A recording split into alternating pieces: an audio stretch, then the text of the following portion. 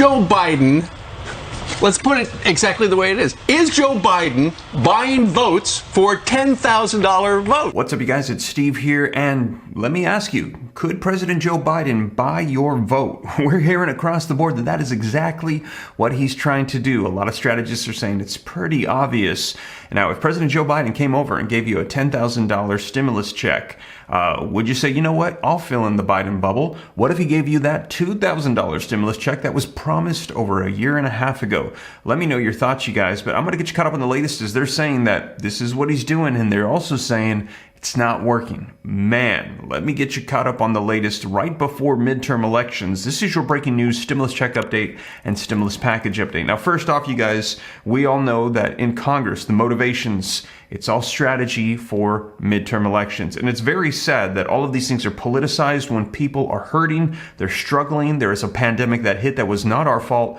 And can you imagine the feeling of just getting the assistance that was promised? $2,000 stimulus checks, child tax credits, child care, free college tuition, Social Security increases, all of these things that were simply promised by the administration. If they just kept that, it wouldn't feel like your vote was being bought. It would feel like they had earned the vote because they had given what they had promised. And I think that's just what a lot of people would like to see. And even just the information of what's available, which is why, as you guys know, I'm assembling the comprehensive list of all the checks. Last night, I added even more of them. And you guys, I am just finalizing things now. Add your email at www.reliefroadmap.com. Stayed up well past midnight. Once again, that's 3 nights in a row. But you guys, this website is almost ready to go. I'm throwing stuff on there so that way we can partner up together and let it be known. Hey, where's the things that were promised? People still need help, and maybe it won't feel like you're buying the vote. It will feel like you're earning the vote and fulfilling the promises that were made over a year ago. The promises that were made that helped you win your campaign. And then if you're able to do that, maybe that'll help you in the midterm elections and in the presidential elections. That is actually helping people. I don't know, you guys. Let me know your thoughts. But take a look at these headlines coming out. And we're going to dive right in. I've got some video footage and articles for you today. Take a look. Student loan forgiveness is Biden's Hail Mary pass to buy votes. Pollsters Nate Silver admits that Biden's student loan handout is transactional policy to buy Democrats' votes. Fox and Friends host slams Biden's student loan debt forgiveness as buying votes. And Representative Mullen of Newsmax, Biden is buying votes with student loan forgiveness. Now, take a look at this very quickly. It says college debt forgiveness is President Biden's Hail Mary pass to buy votes and avoid a disastrous rout in the midterm elections, as those approval ratings were plummeting. And we heard, though, that the plan, the strategy was to start passing things right before the elections so it's fresh in the minds of voters. But after the votes are counted, the scheme is likely to collapse. Here's why. If you have a college loan and you're celebrating Biden's announcement, don't spend that money just yet. Federal courts are almost certain to smack down Biden's plan as a brazen violation of the Constitution. Biden has no authority, zip, to issue this blanket of forgiveness of college debt without Congress. Now, we will see, you guys, because, like I said, this is a gray area. If you missed my previous video on it, it's not quite black and white. So we're going to have to see what's going to unfold here. It says the scheme is estimated to cost about $330 billion. And just to give you a little bit of reference, that's how much the first stimulus check of $1,200 cost. So a lot of people are saying, hey, if you really wanted to help out people, you could have just sent out another stimulus check. But they're saying that this is targeting specifically the group that he wants to vote in his favor, which amounts to double the entire annual budget of the U.S. Army. Only Congress, which has the power of the purse, can decide to spend that kind of money, not Baron Biden. Wow, you guys, let me know your thoughts. Now, again, if you missed that video that I uploaded yesterday on how the executive orders have flipped, how they're saying this could be challenged, how they're saying it was targeting specific groups, check that out, you guys. We're going to be seeing what unfolds here very soon because this looks like it's going to be taken to court.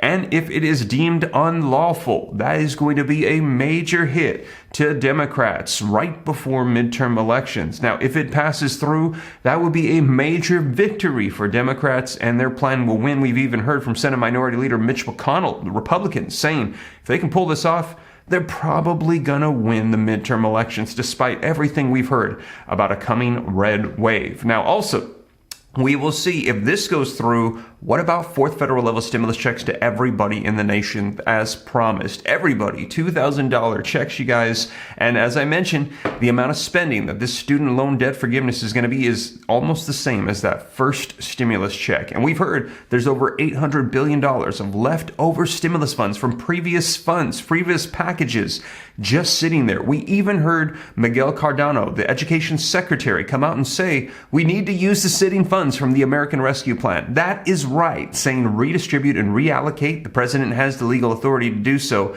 And why don't they do that for checks? Well, you guys, we will see, because there's money sitting there. And like I said, they could just be holding out for just the right time. We will see. It's very unfortunate, but maybe there might be some relief coming here very soon. And I will keep you up to date, you guys. But let's dive into the details. I've got some video footage you are not going to want to miss. They're going to be covering all of this. Let's go ahead and take a look. Now, before we do, though, do me a quick favor. If you appreciate the updates, keeping you up to speed on everything going on, don't forget, take a quick second, smash that like button for me. Helps out the channel a ton. Thank you so much. Also, leave your comments, share this out. If this is your first time here and you want to stay up to date, it's totally free. Why not? Come join the Ram fam. All you got to do is very quickly hit that subscribe button, turn on that notification bell. Any specific questions for me, shoot them to me in the DM on Instagram at SteveRam3. That is the best way to get a hold of me. Please avoid the scammers that say contact me on WhatsApp. I'll help you wipe out your debt or buy Bitcoin. You guys, that is not me, okay?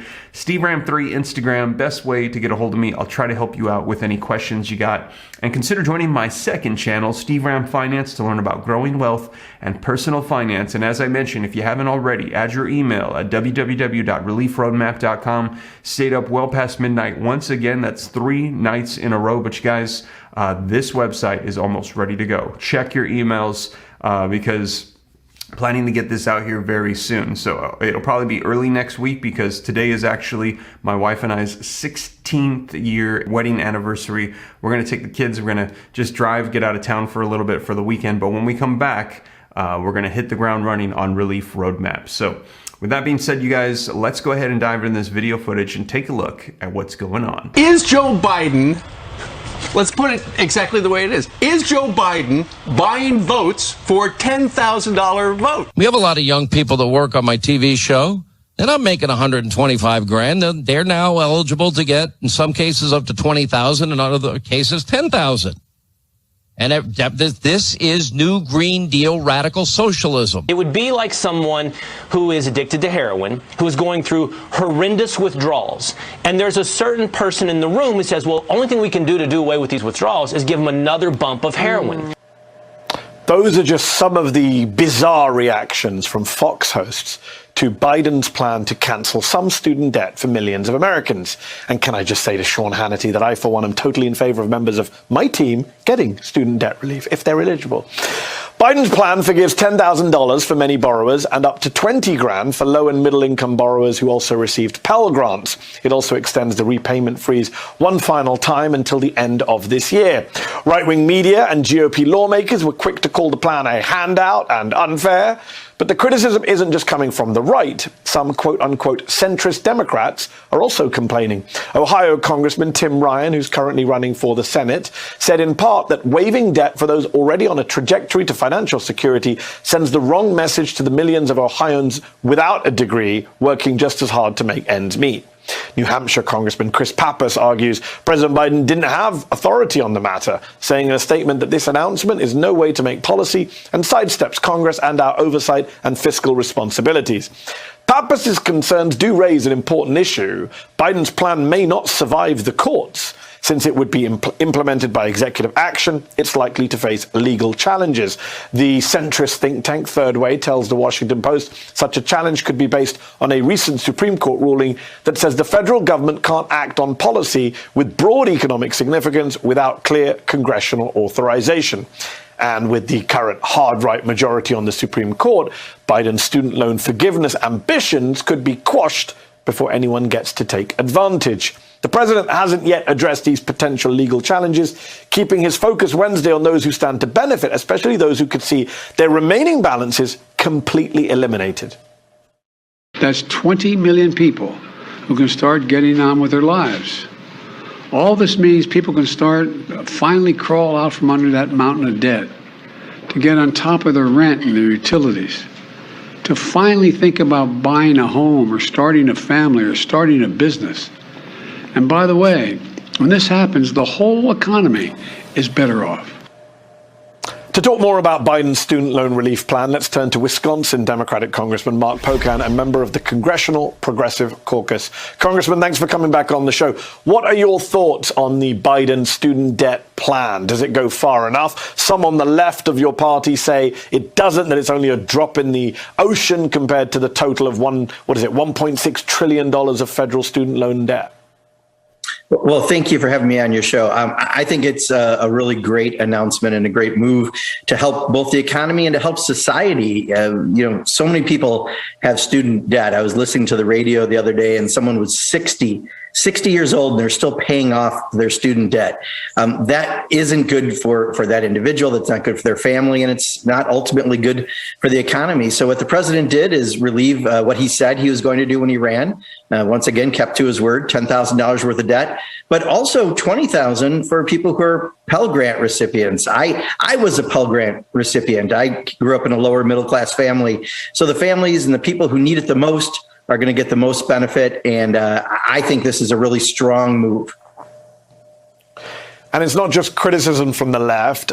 Some on the right of your party are not in lockstep with this Biden plan. You have Maine Congressman, for example, Jared Golden, who says this plan is, quote, out of touch with what the majority of the American people want from the White House, which is leadership to address the most immediate challenges the country is facing. And I mentioned Ohio Congressman, your colleague Tim Ryan earlier, who also says, quote, instead of forgiving student loans for six-figure earners, we should be working to level the playing field for all Americans. What would you say to your colleagues on the right of the party who are pretty scathing about the plan and the president?